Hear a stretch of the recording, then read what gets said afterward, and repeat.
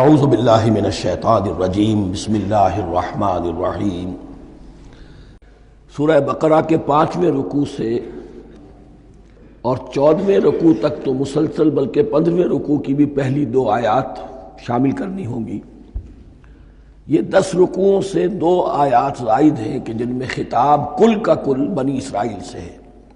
البتہ اس میں یہ فرق ہے کہ پہلا رکوع جو ہے وہ ان کو دعوت پر مشتمل ہے، نبی اکرم صلی اللہ علیہ وسلم پر ایمان لانے کی پرزور دعوت۔